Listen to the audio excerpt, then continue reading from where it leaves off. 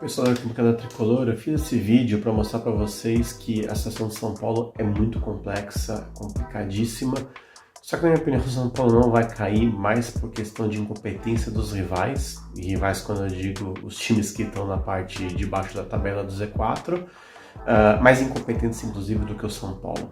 Então eu fiz duas simulações no site do Globo Esporte, junto com uma matéria aqui do nosso site do Arquibancada Tricolor, eu queria mostrar para vocês. Deixa eu mostrar aqui. Primeiramente eu tenho uma matéria aqui que é a tabela dos rivais do São Paulo, né? Na luta contra o rebaixamento. Então pro pessoal poder ver, acessar aqui tricolor.com. Aqui vocês têm a tabela do Bahia, do Grêmio, do Sport, do Juventude e também do São Paulo. Então, só falando um pouquinho sobre o São Paulo, agora tem o Palmeiras no meio dessa semana. Esse vídeo está sendo gravado na segunda-feira, logo depois do massacre do Flamengo 4-0. Vamos agradecer, né, que eles tiraram o pé, que senão poderia ter sido muito mais. Então, depois do Palmeiras, a gente pega o Atlético Paranaense em casa. Depois o São Paulo enfrenta novamente em casa o Sport. Então, aí sim é um jogo direto, né? O Sport está bem lá para baixo. Depois vai no Sul enfrentar o Grêmio. Então, assim, o Grêmio está querendo se recuperar. A gente tem que torcer que eles não consigam até lá. Depois o São Paulo pega o Juventude em casa, outro jogo complicadíssimo, que é um adversário direto. E fecha contra o América Mineiro no Morumbi, que querendo ou não, dependendo de como tiver o campeonato, também vai ser direto. Eu considero o jogo contra o Juventude fundamental. Nas duas simulações que eu fiz aqui, sempre pegou realmente a questão do jogo contra o Juventude. Então, eu não sei se vocês conseguem ver aqui no banco. Deixa eu tentar puxar um pouco aqui a câmera para vocês olharem. Mas o que acontece? Nas minhas duas simulações, eu fiz uma simulação, assim, eu vou deixar bem claro, nenhuma delas é uma simulação otimista, ambas são realistas, uma realista para o pessimismo, outra realista mais ou menos. Então, assim, nas duas o São Paulo termina na 16ª colocação, ou seja, no último lugar para não cair. E o São Paulo não cai na primeira com 42 pontos, com o Juventude caindo com 41, e na outra o São Paulo não cai com 44 pontos e o Cuiabá cai com 43. Então, ou seja, nas minhas duas simulações, Chapecoense que já foi, né? Não tem muito o que fazer. O Sport também está muito complicado ele não cair, então nas minhas também ele caiu na penúltima colocação. O Grêmio também caiu na antepenúltima, também é muito complicado. Na minha segunda simulação o Grêmio ainda deu uma recuperada, mas não conseguiu. E a diferença é que na minha primeira simulação o Juventude caiu na 17ª posição e na segunda simulação acabou sendo o Cuiabá com 43 pontos. Então foi que nem eu falei para vocês, a questão do jogo contra o Juventude é muito importante para o São Paulo, ainda mais que é um jogo no Morumbi. É muito complicado falar do São Paulo hoje. O São Paulo hoje tem o segundo pior ataque da competição. O São Paulo conseguiu empatar os dois jogos com a Chapecoense, que é um time que ganhou um jogo na competição inteira. Então, assim, da mesma forma que o São Paulo é incompetente, os seus rivais ali diretos do rebaixamento são mais incompetentes ainda. Então eu acho que esse é o grande triunfo do São Paulo, só que não pode só se apegar a isso. Quem me conhece há mais tempo sabe que eu sou um cara que eu tento cada vez menos reclamar de arbitragem.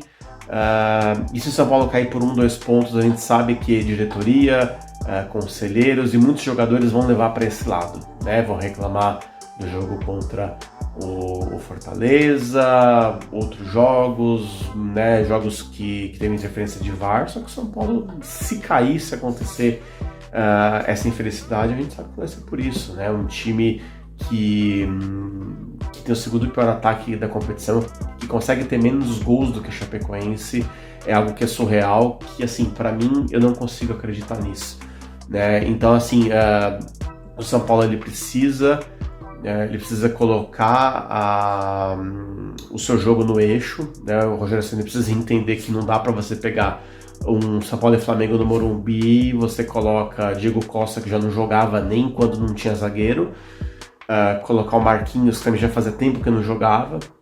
Então o São Paulo precisa tomar cuidado, principalmente porque contra o Palmeiras, na minha opinião aqui do Mário Pravato, o São Paulo vai tomar uma piaba. A sorte do São Paulo é que o Dudu não joga, mas acho que o São Paulo não ganha, nem empata. Então, assim, se perder de 2, acho que é para realmente comemorar. E se eu fosse o Palmeiras, eu utilizaria esse jogo realmente para ser o último grande jogo antes da Libertadores, para jogar tudo que sabe e depois começar a guardar o time para realmente enfrentar o Flamengo no dia 27.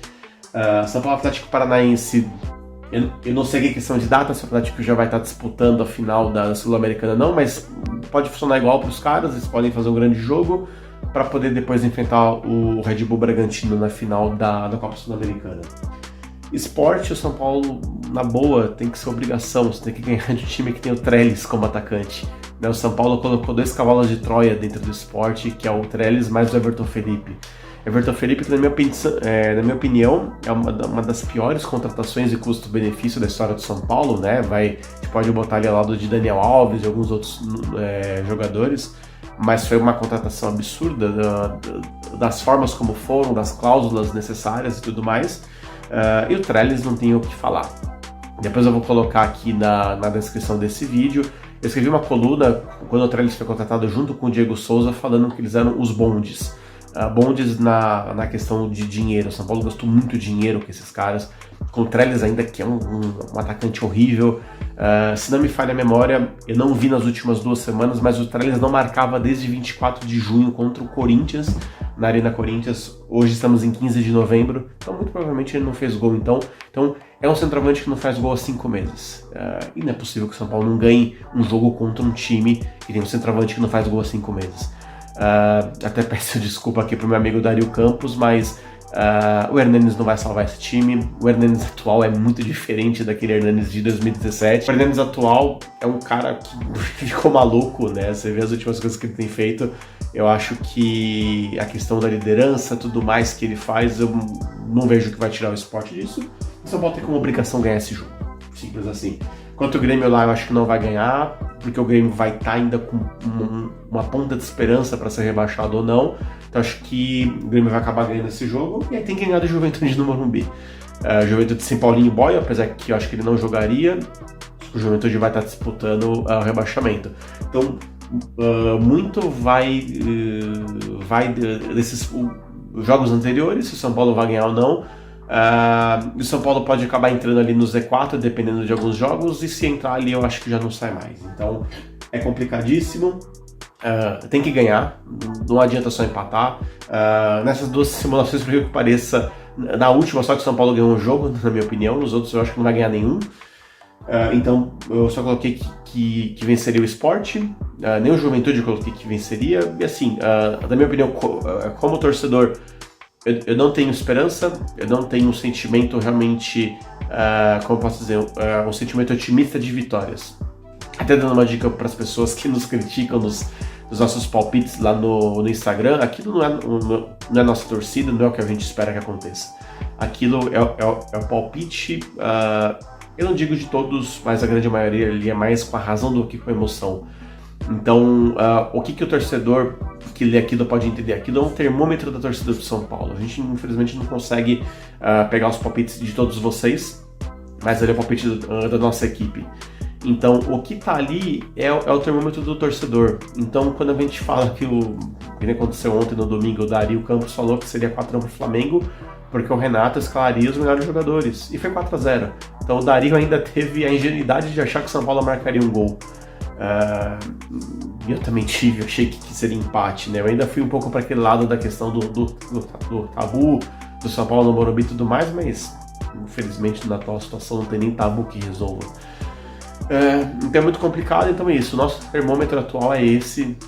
Não é pessimismo, pessoal, não é ser anti, não é que ninguém aqui é corintiano. Nós já vivemos muitas coisas pelo São Paulo, já deixamos de fazer muitas coisas pelo São Paulo, mas o nosso sentimento hoje não é bom, não temos uma boa visão do que está acontecendo e o São Paulo precisa recuperar. Não é nosso palpite que vai entrar em campo, não é nosso palpite que vai jogar, e esse jogo contra o Juventude eu acredito que vai ser realmente o divisor de águas. Então, deixe seu like aqui no vídeo, inscreva-se no canal, assine o sininho, deixe os seus comentários para eu voltar aí no futuro fazendo mais algumas análises.